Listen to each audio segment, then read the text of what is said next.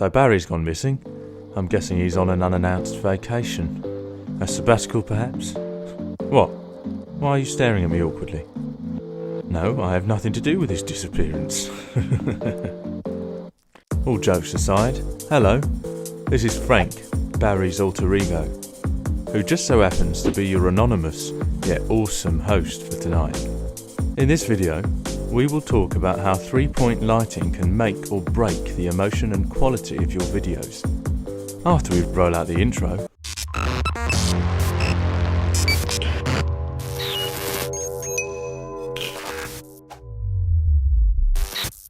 As seen in the beginning of this video, as we were lessening the sources of light, the mood was obviously changing from something quite vibrant to eerily creepy. This is because of proper usage of lights. You may have the best budget 4K mirrorless camera to shoot crisper and more vivid quality as seen through the card link on the top right of our screen. Yes, your camera may shoot quite well in low light conditions, but having the proper lighting will bring your videos to a higher caliber. Shall we begin this guide on how to add vibrance, or quite the opposite, to your videos? Okay, to start off, what is 3-point lighting? For those who went to film school, this is one of the first basic principles in filming that's taught. For those who love learning by yourself on YouTube, the 3-point lighting technique originated from Hollywood is a standard method used in visual media such as video, film, and still photography. By using 3 different angled positions, we can be able to illuminate the shot's subject while manipulating shadows produced by direct lighting. Let's take an emphasis on the word angled. Having your lights positioned in different angles away from your subject creates a depth of modelling with light. What this means is by turning a 2-dimensional output into a fuller and richer 3-dimensional form. As seen here with George as our subject, we will use a regular 125 watt fluorescent studio light with a softbox attached as a single source light pointing straight at it. Being so direct makes the shot quite flat, unflattering to say the least. But once we position the light 40 degrees to the left of the camera, see how the shadows being casted ironically brings emotion to a masked and faceless subject. This is our key light. As our main source of light, this should be emitting the most light comparing to the next lights we will be adding into the shot. Next light to bring in is called the fill light. This light source should be dimmable, like this 40 watt 5500 Kelvin 600 LED ring light from Newer. This should be placed in the opposite side of your main light and with the same height of your subject. Take note that the position of the fill light is to be disproportionate with the key light. Being able to dim it is so that you can change the ratio of lighting versus the key light and ultimately creates depth of interesting shadows.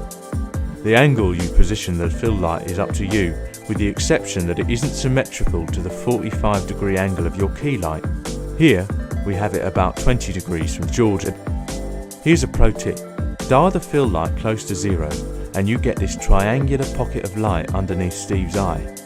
This is what you call Rembrandt lighting. Hollywood uses this all the time to get a more dramatic feel. But with George, we won't be able to use that technique much since his nose isn't to be found. Although, there's another light we can use to add more drama to this shot. The third and final light we'll use is called the backlight, also known as the hair or rim light.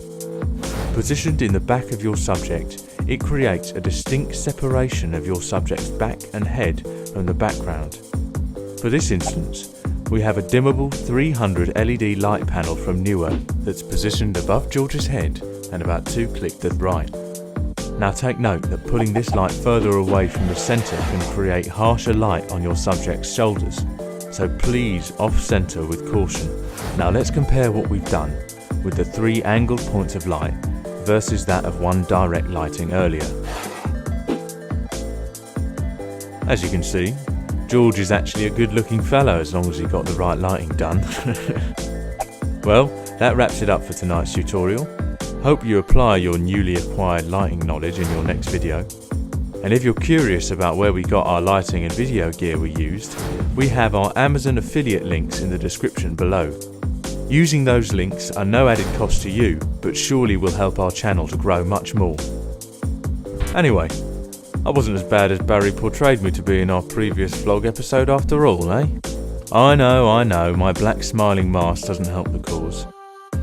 Although we hope you enjoyed our guide on our 3-point lighting setup so much that it's making you itch to go smash that like button. But if you didn't, well hey, go hit that dislike button so we can see how much more room we have to improve. But we prefer that you don't, because we want to get you to subscribe, click on the notification settings, write a comment below too, and tell us what video gear did you want us to review next.